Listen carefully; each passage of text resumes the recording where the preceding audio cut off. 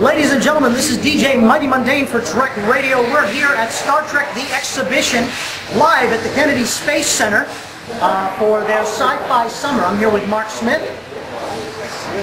Howdy. So, you are the... I'm working on productions and promotions for Star Trek The Exhibition here at the Kennedy Space Center Visitor Complex. Excellent.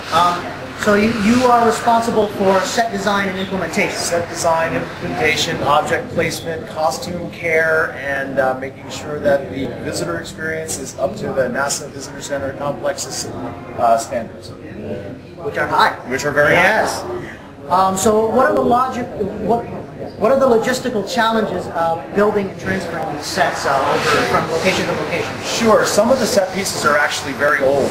They've been traveling for a number of years. We've got 4 different scenic design sets that are here at the Kennedy Space Center Visitor Complex. We've got the Guardian of Forever, as you can see behind us now. We have the Star Trek Original Series bridge with Captain Kirk's chair behind me to my right. We've also got Sick Bay from Next Generation and also Engineering from Next Generation. Each one of these pieces will take up half of a semi-tractor trailer truck. So just setting those pieces up, I pressed the wrong button. Don't ever press the wrong button. Well, there's an eject button on the captain's chair too. Yeah, don't push that either. We have 6 semis bringing this show in. The collection is traveling right now in, let's see, we've got a number of costumes from all of the different movies and TV series. So the objects themselves, also in the crating, that's probably the most difficult, is care for the objects. They are very delicate, some of them very old. So how long did it take to build it here? We arrived a number of weeks ago. We had some improvements to do to some of the show halls here. The visitor complex is not usually doing traveling exhibitions. This is a special event for them for the Sci-Fi Summer. They're very excited to showcase the Star Trek exhibition, to put into these 4 separate galleries. That was probably the most challenging. You have to figure out what goes where. Well, and they're open. We can't be walking across with the Guardian Scenic piece in the middle of the afternoon, so we've done most of this work at night. We've been here for about 3.5 weeks. So, what are some of the most difficult aspects of it? For example, what specific was just especially hard to get in? Well, the piece that you see behind us here doesn't necessarily fit for your average door. That's probably one of the most difficult pieces to move. The other objects are obviously some of the more delicate, older pieces. They travel. They're very difficult to handle. The setup, I would say, honestly, has just been the timing. But this piece behind us is difficult to get through the door. What were initially and are some of your goals in the recreation of these environments and Star Trek in general? Sure. Well, Star Trek is a 45-year-old pop culture brand. It's been savored by many cultures. It's been translated into many languages. We want to be able to make sure that that story translates into the actual story that Gene Roddenberry and the producers had for the vision of the Star Trek brand.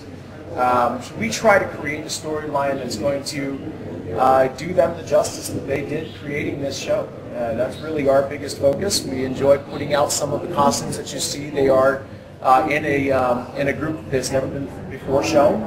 Each time the show is opened up, it is an original showcase. Although some of the set pieces do travel, we do change the collection periodically. We have some unique challenges here to try to find out some of the space exploration aspects to give it a little bit more story that makes sense for the Kennedy Space Center Visitor Complex as well. Yeah. Well, this is very space-oriented because here are the real miracle workers and doers and thinkers, of course. And we're not out to Lisa 581, but through hard work and perseverance, we will be someday. Yes, of course. It's the logical marriage of taking science fiction and science fact. So you can come here, you can experience movie-making magic, look at some of the models, see some of the spaceships that were used to create the TV shows and the movies, and then come and see what the Saturn V looks like, which is a truly inspirational piece. It's a massive object. You've got to come to the Kennedy Space Center Visitor Complex and see the show and see the real thing. Well, I was actually speaking with I was speaking with Andrea, and we were talking about what Star Trek has influenced on technology that now exists. Of course, the pad, the cell phone, all of these things we were dreaming about. Yeah, There was no way they could exist yet, and now we have them.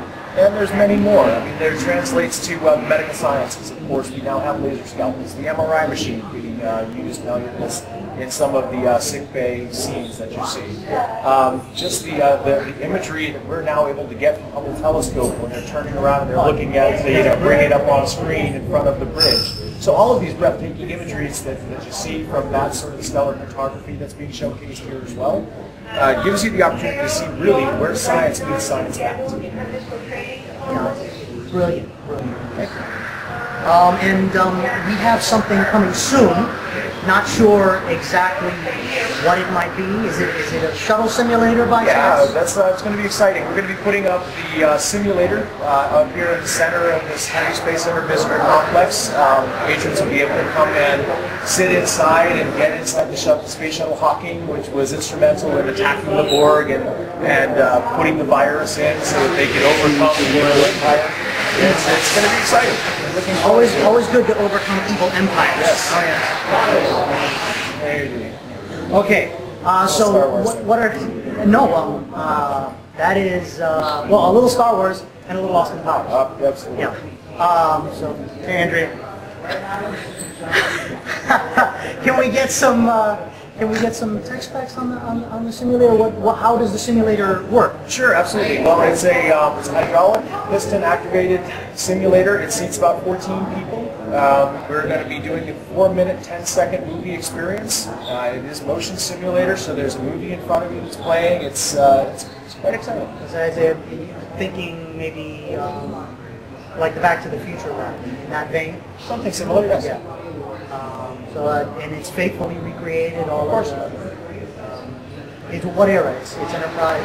It's TNG. Yes. Yeah, that's I think for shuttlecraft the late TNG DS9 era I think is one of my favorite eras because they look very functional. They look like you would see one of those eventually. Sure.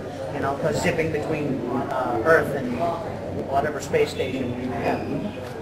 So it's very interesting. Thank you for your time, sir. My pleasure. It was a pleasure. Enjoy the show. This is DJ Mighty Montaigne for Trek Radio.